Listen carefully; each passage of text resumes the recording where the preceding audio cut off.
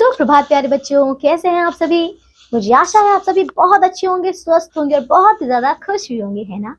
तो बच्चों, मैं हूं आपकी हिंदी व्याकरण की अध्यापिका और आज से मैं लेने वाली हूं आपकी हिंदी व्याकरण की क्लासेस। क्या आप सभी तैयार हैं मेरे साथ व्याकरण के ये नए नए और मजेदार पाठ पढ़ने के लिए। इसमें हम बहुत सारी बातें जानेंगे हमारी व्याकरण यानी कि हमारी हिंदी भाषा के बारे में। ठीक है बच्चों, आइए शुरू करते हैं हमारी ये पहली कक्षा और आज पढ़ेंगे हम पहला पाठ जिसका नाम है भाषा, लिपि और व्याकरण यानी कि लैंग्वेज, स्क्रिप्ट एंड ग्रामर। तो आइए शुरू करते हैं। चलिए बड़े ध्यान से पढ़िएगा, ठीक है। देखिए आपके सबसे पहले जो पहला पेज है बच्चों, इसी में आपको कुछ दिया है बच्चों, चित्र है ये, ठीक है, चित्र कथा है। देखो बच्चों, पहले चित्र में देखिए एक तोता है, फिर यहाँ पे एक छोटा बच्चा भी है और एक दादाजी भी है, ठीक है। तो अब ये देखिए, जब जो ये तोता है मिट्ठू, वो क्या कर रहा है, टै टै कर रहा है, ठीक है। इस पर ये देखिए छोटे बच्चे ने कहा कि मिट्ठू चुप करो, मुझे कार्टून देखने दो। पापा, मिट्ठू क्या कर रहा है, मुझे कुछ भी समझ में नहीं आ रहा है। समझ गए? तो ये यहाँ पे इस प्रकार से उससे चुप होने के लिए कह रहा है।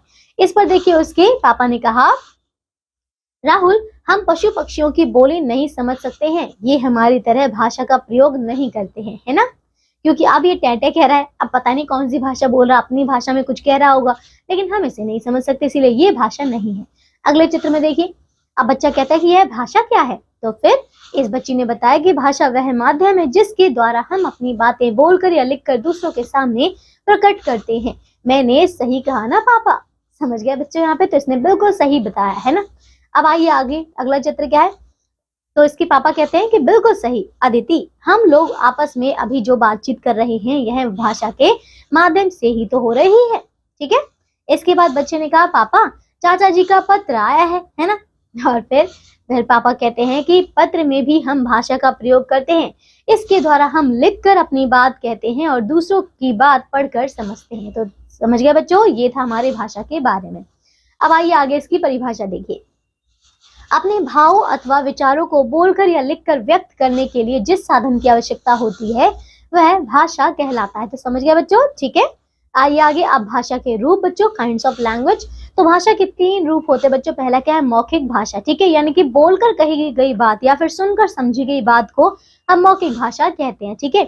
अब जैसे कि यहाँ पे देखिए चित्र में क्या हो रहा है कि चित्र में माँ जो है कह रही है कि अनु, तुम्हारी परीक्षा कब से शुरू हो रही है। तो फिर अनु ने कहा कि माँ 2 मार्च से, है ना। यानी कि अब यहाँ पे क्या हो रहे हैं, अब माँ जो है वो बोल रही है और अनु पहले उसको समझ रही है उनकी माँ की बातों को और फिर उसका उत्तर भी दे रही है। तो यहाँ मौखिक भाषा का प्रयोग हुआ है। अब देखिए दूसरा क्या, यहाँ पे लिखित भाषा क्या हो रहा है बच्चों, यहाँ पे देखो, यानी कि कोई भी व्यक्ति जब लिखकर अपनी बातों को समझाता है और कोई दूसरा उसको पढ़कर समझता है तो वही होता है बच्चों लिखित भाषा, ठीक है।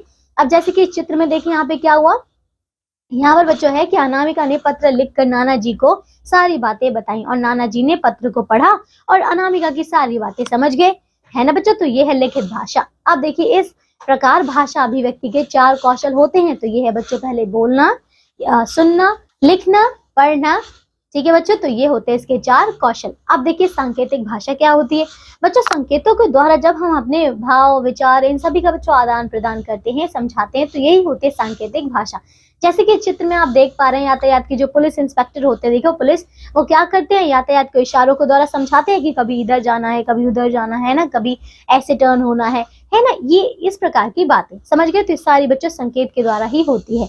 भाषा के कौशल का प्रयोग नहीं होता इसमें, क्यों बच्चों? क्योंकि हम हर बात जो है हमारे संकेतों द्वारा तो नहीं समझा सकते, है ना। हम सिर्फ हाँ या ना कर सकते हैं, चुप रहने के लिए बोल सकते हैं, ठीक है, लेकिन हम सारी बातों को नहीं समझा सकते, इसलिए इसका अध्ययन व्याकरण के रूप में नहीं होता है। तो आप समझ गए। आइए बच्चों, यह भी जाने क्या लिखा है, संकेतों का अर्थ सदैव स्पष्ट नहीं होता है, इसलिए भाषाविद सांकेतिक भाषा को भाषा का रूप नहीं मानते हैं। समझ गए। अब इसके आगे देखिए बच्चों क्या है, अब भाषाएं यानी कि लैंग्वेज। देखिए भारत में बच्चों अनेक भाषाएं बोली जाती हैं, किंतु भारत में संविधान द्वारा 22 भाषाओं को मान्यता प्राप्त है, ठीक है बच्चों। ये भाषाएं कौन कौन सी हैं? तो ये है हिंदी, संस्कृत, कश्मीरी, बांग्ला, पंजाबी, तमिल, तेलुगु, कन्नड़, गुजराती, असमिया, मणिपुरी, नेपाली, उड़िया, मलयालम, कोंकणी, मराठी, सिंधी, उर्दू, बोडो, संथाली, मैथिली व डोगरी। समझ गए। तो ये है हमारी कुल 22 भाषाएं। अब ये बच्चों ये देखिए, यह भी जाने क्या लिखा है, 14 सितंबर 1949 को हिंदी भाषा को राजभाषा का दर्जा प्राप्त हुआ, लेकिन हम हिंदी भाषा को राजभाषा के साथ साथ राष्ट्रीय भाषा भी मानते हैं। तो समझिए बच्चों, ये दिनांक याद रखिएगा, कब? 14 सितंबर 1949 को। ठीक है, आइए अब इसके बाद बच्चों लिपि देखते हैं। लिपि क्या है? देखिए, अब हम जो भी कुछ बोलते हैं बच्चों, ठीक है, उसको लिखने के लिए कुछ चिन्हों को बच्चों निर्धारित किया गया है, और वही चिन्ह बच्चों ये हमारे लिपि कहलाते हैं। ठीक है, तो भाषाओं के लिखने के ढंग को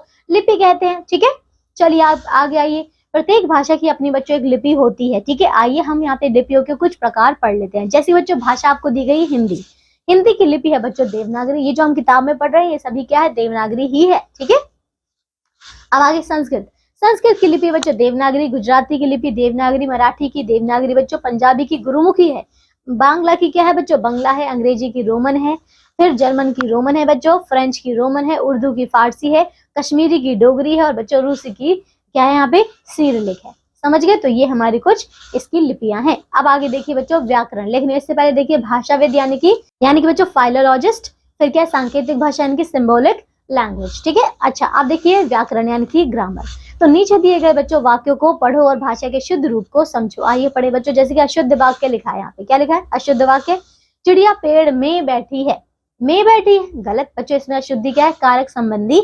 इसका शुद्ध वाक्य बनेगा कि चिड़िया पेड़ पर बैठी है। ठीक है, इसी प्रकार देखिए लड़की सेब खाता है, गलत। जिसमें बच्चों लिंग संबंधी है अशुद्धि, तो हम लिखेंगे लड़की सेब खाती है। ठीक है, तो प्रत्येक भाषा में शब्दों और वाक्यों को शुद्ध बोलने, पढ़ने और लिखने के कुछ नियम होते हैं। तो इन नियमों की जानकारी हमें व्याकरण देता है। तो समझ गए बच्चों, यानी कि व्याकरण हमें भाषा को शुद्ध रूप से बोलना और लिखना सिखाता है।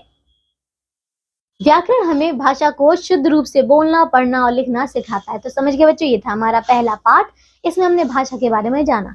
आइए अब हम दोहरा लेते जो भी हमने इस पार्ट से सीखा। तो आइए बच्चे आओ दोहराएं। देखो, जिसके द्वारा हम अपने विचारों, भावों को दूसरों के सामने लिखकर या बोलकर प्रकट करते हैं उसे भाषा कहते हैं। भाषा के 3 रूप होते हैं बच्चों, मौखिक, लिखित और सांकेतिक। 14 सितंबर 1949 को हिंदी भाषा को राजभाषा का दर्जा प्राप्त हुआ। भाषाओं के लिखने के ढंग को लिपि कहते हैं। समझ गया बच्चों? तो ये था हमारा पार्ट, पूरा हो चुका है। अब हम मिलेंगे अगली कक्षा में एक नए पार्ट के साथ। तब तक के लिए आप इस पूरे पार्ट को दोहराइए, अभ्यास के प्रश्नों को भी कीजिए। मुझे आशा है कि आपको ये अध्याय बहुत अच्छे से समझ में आ गया होगा। अपना ध्यान रखिएगा बच्चों, बाय।